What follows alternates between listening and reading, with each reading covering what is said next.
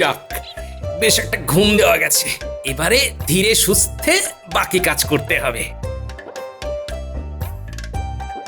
এই যে বাজার থেকে কি কি আনতে হবে সব লিখে দিয়েছি, এবার চটপট নিয়ে চলে এসো। হ্যাঁ, পারবো না, তোমার মা আর ভাইয়ের তোয়াজ করার জন্য এবেলা ওবেলা বাজার করে আমি আনতে পারবো না। হ্যাঁ, এমনিতেই সময় মতো রাজসভায় যেতে না পারার জন্য আমাকে কথা শুনতে হচ্ছে। তা বাবা, রাজসভার কাজই যখন ঠিক মতো সামলে উঠতে পারছো না, তখন চাষের কাজ কি করে সামলাবে? অবাক কাণ্ড, এই ব্যাপারটা পাঁচ কান হলো কি করে? ওই পুটির বাবার সঙ্গে যে জমিটা ওই ভাগে নেওয়া আছে, সেটা কি তবে ফাঁকাই থেকে যাবে জামাইবাবু? বুঝতে পেরেছি, ওই শাশুড়ি আর শ্যালক তার মানে বেশ আটঘাট বেঁধেই এসেছে। তা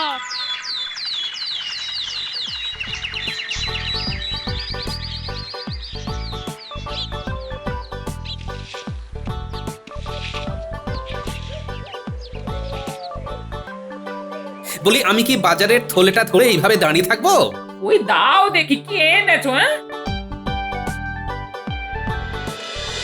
ও মা গো, আবার এইসব এনেছে জামাইবাবু? হ্যাঁ, রোজ রোজ এসব কচু মূলক পেট থাকা যায় নাকি? দূর, আমি কি গরু নাকি? নিজে রোজগার করে এনে ভালো মন্দ খাও না, কে বারণ করেছে? হ্যাঁ, এই কথাটা তুমি বলতে পারলে বাবা জীবন? আহারে, আমার কোলের ভাইকে ভালো পেয়ে কি নাকি বলে যাচ্ছে। হ্যাঁ? তেমন কিছু আর বললাম কই গিন্নি, এতেই যেন মনে হচ্ছে ফসকা পড়ে যাচ্ছে। তবে তুমিও শুনে রাখো বাবা গোপাল, আমার ছেলে এই সব কথা হজম করে নেবে না। ও ঠিক রোজগার করে দেখাবে, তোমাকে সুদে আসলে ফেরত দেবে। হ্যাঁ, না না না না, দিন দিন যেন চিন্তা আরো বেড়ে যাচ্ছে। রাজ্যের আয়ও হু হু করে কমে যাচ্ছে। চিন্তা করবেন না মহারাজ, সামনেই চাষের ভরা মরশুম, গ্রামবাসীদের হাতে পয়সা আসবে আর তাতেই রাজকোষ ভরে যাবে। শুধু রাজকোষ নয়, সঙ্গে মন্ত্রী মশাইয়ের ট্যাঁকও ভরবে। দেখেছেন মহারাজ, গোপাল কিভাবে আমাকে ছোট করছে। সত্যিই তো গোপাল, প্রমাণ ছাড়া কারু সম্বন্ধে মিথ্যে অপবাদ দিলে তার জন্য কিন্তু শাস্তি পেতে হবে। আপনি যদি ওখান থেকে খানিক নাই গলাবেন, তবে আপনার এত গায়ে লাগছে কেন মন্ত্রী মশাই? ওখান থেকে যে আপনার উপরি রোজগার হয় সেটা বলে দিলেই হয়। মহারাজ মহারাজ, এবার কিন্তু গোপালের নামে আমি মানহানির নালিশ করব। রোজগারের ধান্দা গোপালও তো করছে। তলে তলে তাহলে তুমি জলে নেমেছো গোপাল? খোলা জলে মাছ ধরবে মনে হয়। তবে নয়তো কি? হ্যাঁ, কুটির বাবার সঙ্গে ভাগে চাষ করবে বলে জমি হাতিয়ে রেখেছে। হ্যাঁ, বলো কি? রাজসভার কাজ শিখেই তুলে দিয়ে গোপাল এবার জমি চাষ করবে? হ্যাঁ, আগে মহারাজ, এই জমি আমার কষ্টের সঞ্চয়ের ফল। নিজের জমানো অর্থ দিয়েই আমি ওই জমি পুটির বাবার সঙ্গে ভাগে চাষ করব বলে ঠিক করেছি। না না, আরে সঞ্চয় নয় মহারাজ, সঞ্চয় নয়। আসল ব্যাপারটা হলো ভয়। গোপাল ভয় দেখিয়ে ওই জমি হড়পে নেওয়ার মতলব করেছে। না না গোপাল, আমি তোমাকে সতর্ক করছি, কোন রকম অন্যায় কিন্তু আমি বরদাস্ত করব না। শুধু কথা তো নয়, আমাকে যে শাশুড়ি আর শ্যালকের কাজও খেয়াল করতে হবে। কে জানে ওদিকে কি হচ্ছে। সেই কখন থেকে মুখ ভার করে বসে আছিস, রাগ করে একটা কিছু দাঁতেও কাটছিস না। আর রাগ করবো না তো কি? হ্যাঁ, রাগ করবো না তো কি?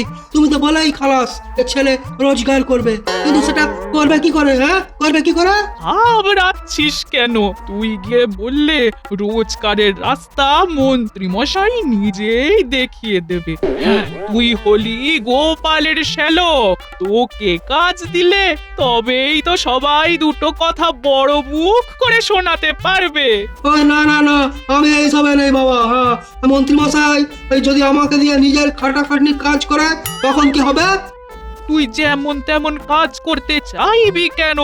এমন কাজ করতে চাইবি যেটা জামাই বাবুর সামনে করে দেখাতে পারা যায়। হ্যাঁ, এই বুদ্ধিটা বেশ ভালো দিয়েছো তো। তাহলে আর মন্ত্রী মশাই আমাকে বেশি খাটাতে পারবে না।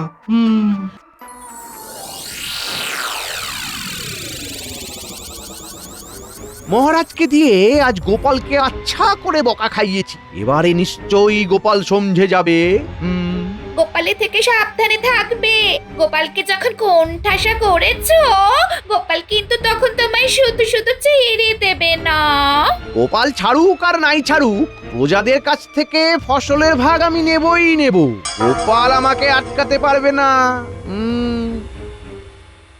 কিন্তু আমি তো আটকে গেছি মন্ত্রী মশাই। আরে এই যে দেখি গোপালের শ্যালক। তা বালক, তোমার সমস্যাটা কি? জামাই বাবু দিন রাত উঠতে বসতে ওই রোজগার করা নিয়ে বড্ড খোঁটা দিচ্ছে।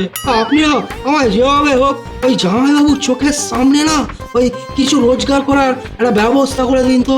আমি কিছু ওই রোজগার করে দেখাতে চাই। এই সুযোগটাই তো আমাকে কাজে লাগাতে হবে। কোনো একটা ব্যবস্থা হবে না মন্ত্রী মশাই? ও মন্ত্রী মশাই, হবে না? শোনো, সামনেই চাষের মরশুম আসছে। বাড়ির কাছেই গোপাল আর একজনের সঙ্গে ভাগে চাষ করার জন্য যে জমি নিয়েছে, সেটাই চাষ করো গিয়ে। চাষ করব আমি? হ্যাঁ, করবে। আর যা রোজগার হবে সেটা তোমার, তবে তার একটা ভাগ আমাকেও দিতে হবে। তার মানে লাভের গুড় আপনিও খাবেন, তাই তো? পিঁপড়ে আপনি, বুঝেছি। গোপাল যাতে ট্যাঁফু না করে সেটা তো আমাকেই দেখতে হবে। তবে ভাগ না পেলে শুধু চাষ করাই নয়, তোমার যে কৃষ্ণনগরে থাকাই বন্ধ হয়ে যাবে শ্যালক। না না না না না না, আমি বুঝে গেছি কি করতে হবে। তাহলে ওই কথাই থাকলো, এখন জমিতে যেমন যা করার তুমিই করবে, কেমন? সেসব নিয়ে তোমায় ভাবতে হবে না গোপাল দাদা, তুমি ঠিক সময় এসে হাত লাগালেই হবে। তোমার সাথে ভাগে চাষ করব বলেছি যখন, তখন একেবারে কোমর বেঁধেই লাগবো, চিন্তা করো না। তবে আর কি, মিলেমিশে ঠিক হয়ে যাবে। তাহলে মন্ত্রী মশাই এই জমির কথাই বলছিলেন। না না না না না না, যাই মায়ের সাথে আলোচনাটা একবার সেরে নিয়ে এই ফাঁকে।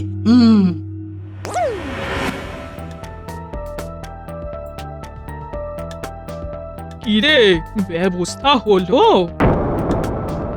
আরে সে না হয় একটা হলো, ওই জামাই বাবু ওই টুটির বাবার সাথে না ওই ভাগে চাষ করবে বলে যে জমিটা নিয়েছে, সেখানে মন্ত্রী মশাই আমাকে চাষ করতে বলছে। ওই পরিশ্রমের কাজ আমার পক্ষে করা সম্ভব নয়, জানো তো।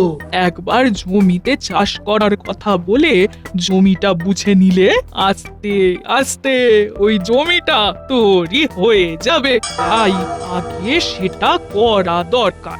বাকি চাষ করা না করার ব্যাপারটা কিভাবে সামলানো যায় সেটা পরে দেখা যাবে। কিন্তু জামাই বাবু এমনি এমনি তার জমিতে কি আমায় চাষ করতে দেবে?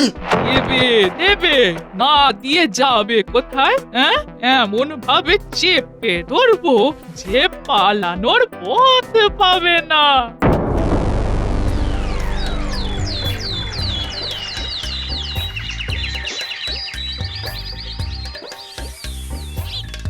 যাক, বেশ একটা ঘুম দেওয়া গেছে। এবারে ধীরে সুস্থে বাকি কাজ করতে হবে।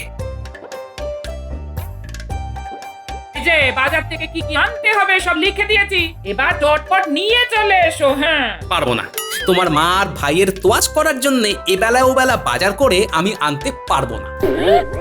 এমনিতেই সময় মতো রাজসভায় যেতে না পারার জন্য আমাকে কথা শুনতে হচ্ছে।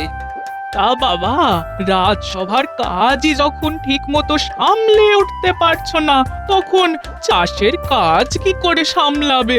অবাক কাণ্ড, এই ব্যাপারটা পাঁচ কান হলো কি করে? ওই পুটির বাবার সঙ্গে যে জমিটা ওই ভাগে নেওয়া আছে, সেটা কি তবে ফাঁকাই থেকে যাবে জামাই বাবু? বুঝতে পেরেছি, ওই শাশুড়ি আর শ্যালক তার মানে বেশ আটঘাট বেঁধেই এসেছে। তা চাষের কাজটা না হয় আমার ছেলেই সামলাক। গোপাল বাবা জীবন, তুমি বরং রাজসভার দিকটাই দেখো। হ্যাঁ হ্যাঁ, সেটাই ভালো হবে। হ্যাঁ, ভালো মন্দের তুমি আর কি বুঝবে গিন্নি? বাবা জীবনকে দেখেও খারাপ লাগে। আহারে, কত কষ্ট আর সহ্য হয় না। বেচারা জামাই বাবু না একটু বিশ্রামও পায় না, সত্যি। এই দেখো দেখো, আমার মা তোমার জন্য কত কত ভাবে। দেখে তো আমার চোখে জল চলে আসছে। যা বুঝছি শাশুড়ি ভালো মতোই পেঁচ কষেছে। তবে জমি চাষের দায়িত্ব শ্যালককে দেওয়া ছাড়া তো এক্ষুনি কোনো উপায় দেখছি না। তবে কি স্থির করলে বাবা? আপনি যেমনটা বলছেন তেমনটাই হবে, না হয় পুটির বাবাকে জানিয়ে দিচ্ছি, তারপরে দেখা যাক কি হয়।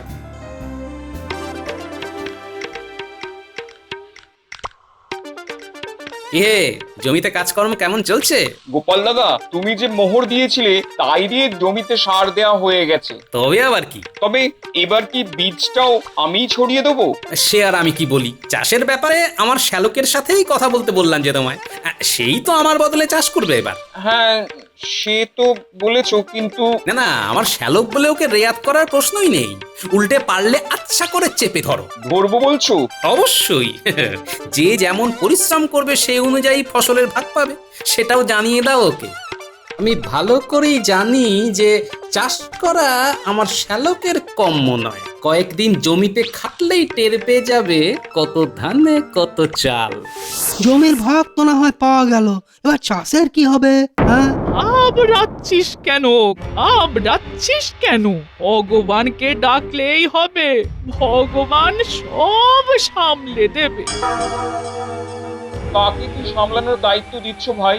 এই তো না, মানে তাই তো, মানে কি বলুন তো?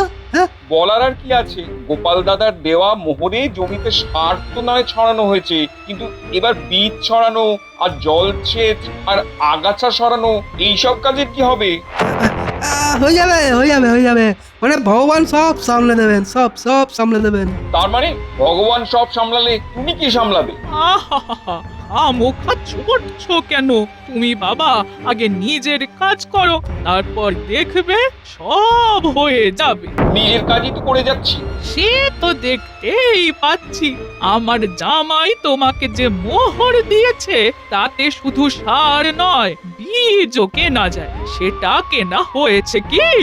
আমার জামাই হিসেব চাইনি বলে এটা ভেবো না যে ওই অর্থ তুমি গেড়িয়ে দেবে। আর এই ব্যাপারে ওই মন্ত্রী মশাইয়ের কাছেও নালিশ যাবে। হ্যাঁ, এই মরেছি। না না না না, ঠিক আছে ঠিক আছে, আমি না হয় বীজ কিনে দেবো যতটা লাগে। শুধু বীজ কিনলে হবে না, সঙ্গে সেই বীজ ছড়িয়েও দিতে হবে।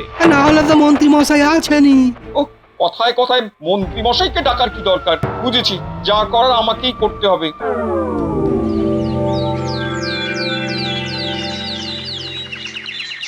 বলছিলাম কি, এবার তো বলে বীজ থেকে চারা গাছ হয়ে গেল, এবার অন্তত একটু হাত লাগাও।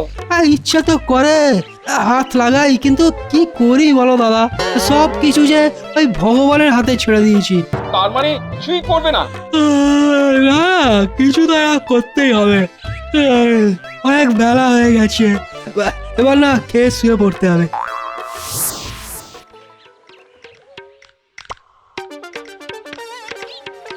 বাহ, চাষের কাজ তো মোক্ষম হয়েছে মনে হচ্ছে। না ভাই, তোমার কাজ আছে বলতে হবে। এই ঘাস উপড়ানো, গাছ বড় করা, প্রত্যেকটা গাছ জল পাচ্ছে কিনা দেখা, সবই তো নিজে দাঁড়িয়ে থেকে করছো তুমি। সবটাই তো আমাকেই করতে হবে। তোমার ভাগের যে জমি সেটার চাষও তো সে যত্নই নিল না, কিন্তু ফসল যা ফলবে সেটা তো সেই একসঙ্গেই কেটে বিক্রি করতে হবে। শ্যালক ফাঁকি দিয়েছে বলছো? তাকে কিছু বললেই সে সব কিছুর ভাগ ভগবানের উপরে চালিয়ে দিয়ে হাত গুটিয়ে দিয়ে বসে থাকে। দুঃখ করে আর কি হবে, যে যেমন কর্ম করবে তেমনই ফল পাবে।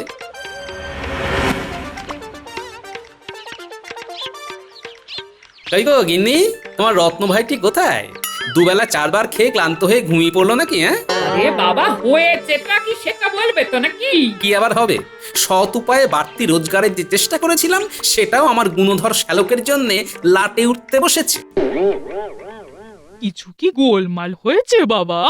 হ্যাঁ, গোল চৌকো তিনকোনা সব হয়ে গেছে। দুদিন পরে ফসল উঠবে, সেই ফসল বিক্রির অর্থ আর ঘরে ঢুকবে না। আরে আরে, অত উত্তেজিত হলে হয়?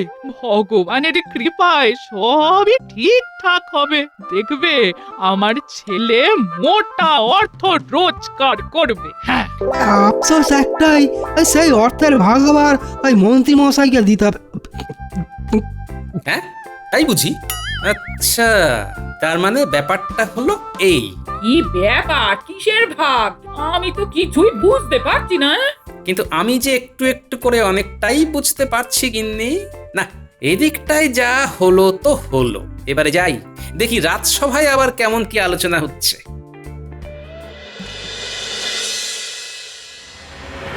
বলো মন্ত্রী, এবারে ফসল কেমন কি হয়েছে? এবারে তো জমিতে সোনা ফলেছে মহারাজ, আপনি নিশ্চিন্তে থাকুন, চাষিরা ভালো দাম পাবে। কিন্তু সেটা তো শুধু মুখে বললে হবে না, নিজে গিয়ে খোঁজ খবর নিয়ে দেখতে হবে তো। সেটা তো দেখতেই হবে। মন্ত্রী মশাইয়েরও তো একটা দায়িত্ব আছে নাকি? আর সেটা তো তিনি না বলতেই পালন করেন, তাই উনি তো যাবেনই। আর তারপর বাছাই করা কয়েকজনের কাছ থেকে ভাগের ভাগটাও নেবেনি। আবার গোপাল তুমি মন্ত্রীকে দোষারোপ করছো। আমার আর কি করার আছে আপনি বলুন মহারাজ। তাহলে মন্ত্রী, তুমি যখন প্রজাদের খোঁজ খবর নেবে তখন গোপালও সঙ্গে থাকবে, ফসলের হিসেব লিখে রাখবে। বেশ, তাই হবে।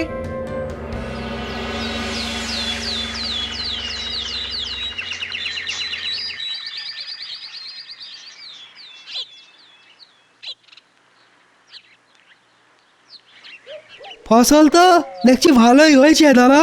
হ্যাঁ কিন্তু ফসল বিক্রির অর্থ তুমি চোখে দেখতে পাবে না ভাই। হ্যাঁ, কেন কেন? তো বুঝি আমার ভাগ নেই? তবে যাই, ওই মন্ত্রী মশাইকে গিয়ে জানাই। মনে হচ্ছে আমার কথাই আলোচনা হচ্ছে। হচ্ছেই তো আপনার কথাই তো হচ্ছে। নয় নয় করে 20 বস্তা ধান ঘরে উঠলো, কিন্তু দাদা যে ভাগ দিতেই ওই টালবাহানা করছে, অথচ জমির অর্ধেক ভাগ আমার। 20 বস্তা ফসলের হিসাবটা লিখে ফেলি তাহলে। তুমি হিসাব নিয়ে পড়লে, এদিকে যে ফসলের ভাগ ঠিক করে হচ্ছে না সেটা দেখছো না? না না না না না না, ফসল বিক্রির অর্থ সমান দুভাগ হোক তাহলে।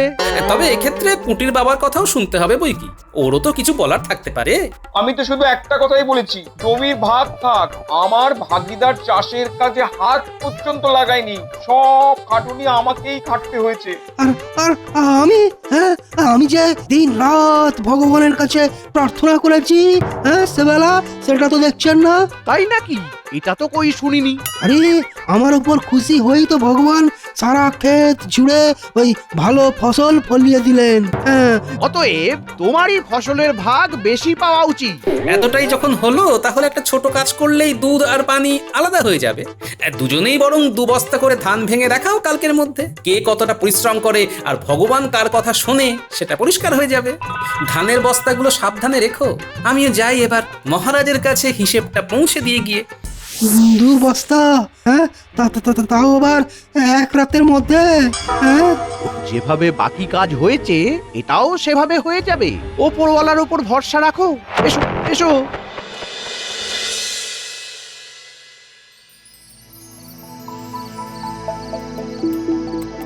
মনে হচ্ছে সদর দরজা খোলার আওয়াজ।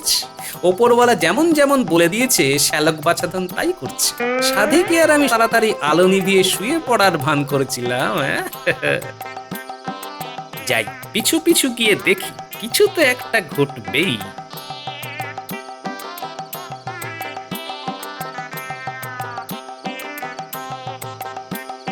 মন্ত্রী মশাই পাঠালেন তোমাদের? হ্যাঁ হ্যাঁ, মন্ত্রীমশাই আমাদের দায়িত্ব দিয়েছিলেন। আমরা একেবারে দায়িত্ব নিয়ে 2 বস্তা চাল নিয়ে চলে এসেছি। বাহ বাহ, বেশ বেশ, ওই মন্ত্রী মশাইয়ের একেবারে পাক্কা কাজ। ওই কাল তবে দেখাবো, ওপরওয়ালা চাইলে ওই রাতারাতি 2 বস্তা ধান ভেঙে চাল বানিয়ে নেওয়া কোনো ব্যাপারই নয়। তুমি কি দেখাবে চাঁদ? দেখাবো তো আমি, তাও একেবারে চোখে আঙুল দিয়ে।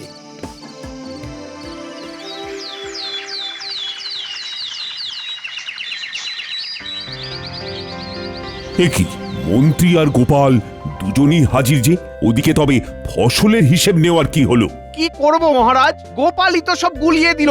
আগে মহারাজ, এক জায়গায় ফসলের ভাগ বুঝতে গিয়েই তো সব গোলমাল হয়ে গেল। ও, গন্ডগোলটা কি তবে ওই 20 বস্তা ধান নিয়ে? গোপাল কাল একটা হিসেব দিয়েছে বটে। আপনি বলুন মহারাজ, একজন না হয় জমিতে কাজ করলো, কিন্তু আর একজন রাত নেই দিন নেই সারাটা সময় ওপরওয়ালাকে ডেকে গেল যাতে চাষের কোনো ক্ষতি না হয়, তবে তার অবদান কি কম? তুমি তো দেখছি আমাকে ভাবিয়ে তুললে। আপনার সব ভাবনার একটাই সমাধান মহারাজ, চলুন আমার সঙ্গে। হাতে পায়ে কাজ করা নাকি ভগবানের ডাকা, কোনটা দিয়ে কেল্লা ফতে হয় সেটা দেখবেন গিয়ে চলুন। হ্যাঁ, সে তো না হয় হলো, কিন্তু দেখবোটা কি?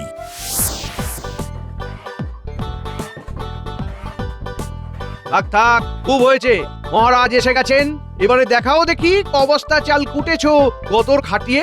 আমি বলি কি, আমার শ্যালকও বোধহয় ওপরওয়ালার আশীর্বাদে ভালো কিছুই করেছে, তাকেও ডেকে আনা হোক তাহলে। নিশ্চয়ই, আয় নিয়ে এসো তাকে। এই যে মহারাজ, সারা রাত খাটাখাটনি করে 1.5 বস্তার মতন চাল বের করতে পেরেছি।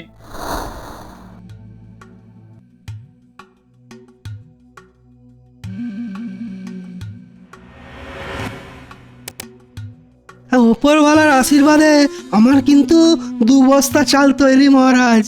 কাজের এলেম আছে বলতে হবে। এরপরেও তুমি বলবে গোপাল, বেচারাকে আর কিভাবে বিপাকে ফেলবে তুমি? বিপাকে ফেলার আমি আর কে মন্ত্রী মশাই? ওর যা বিপদ সে তো ওর ওপরওয়ালাই ফেলে দিয়েছে। কিভাবে কিভাবে? কাল আপনাকে হিসেব দিয়েছি যে খামারে 20 বস্তা ধান আছে। এখন আমার শ্যালক যদি চাল বানাতে 2 বস্তা ধান নিয়ে যায় আর পুঁটির বাবা যদি 2 বস্তা ধান নেয়, তবে অবশিষ্ট বস্তার সংখ্যা হবে 16। একেবারেই তাই। কিন্তু এখানে তো 16-র বদলে 18 বস্তা। গুনায় কোনো ভুল হচ্ছে না তো? ভুল তো আপনার হয়েছে মন্ত্রী মশাই। আপনি 2 বস্তা চাল পাঠিয়েছিলেন রাত থাকতেই, আর খেয়াল করলেন না এখান থেকে 2 বস্তা ধান না সরালে 2 বস্তা মরেছে। চালটা তাই গন্ধ তো হয়ে যাবে। এবার তো মনে হচ্ছে ধরা পড়ে যাব। কি মন্ত্রী, ফসলের ভাগ তবে ঠিকঠাক হয়েছে তো? না মানে বটা ঘটা যে এমন মূর্খের মতো কাজ করবে সেটা বুঝতে পারিনি। তাহলে বোঝাই যাচ্ছে ফসলের মূল্য কার পাওয়া উচিত। যে পরিশ্রম করেছে তার। তবে জামাইবাবু, এইভাবে নিজের নাক কেটে পরে যাত্রা ভঙ্গ করাটা কি ঠিক হলো? কাউকে কাউকে শিক্ষা দিতে গিয়ে নিজের নাক কাটলেও ক্ষতি নেই। সে যাই হোক, এখন অসৎ উপায়ে অর্থ সংগ্রহ আর অপরাধী মদত দেওয়ার জন্য মন্ত্রীকে 1 সপ্তাহের জন্য কয়েদখানায় পাঠালাম, আর তার সঙ্গে গোপালের শ্যালকও থাকবে। এবারের মতো আমাকে ছেড়ে দিন মহারাজ।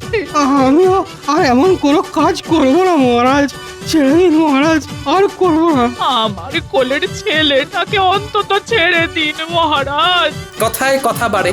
আপনি কিন্তু কথা বাড়াবেন না মহারাজ। ফসলের ভাগ ছেড়ে এখন না হয় শাস্তির ভাগটা বুঝে নিক দুজনে। তাই হোক তাহলে।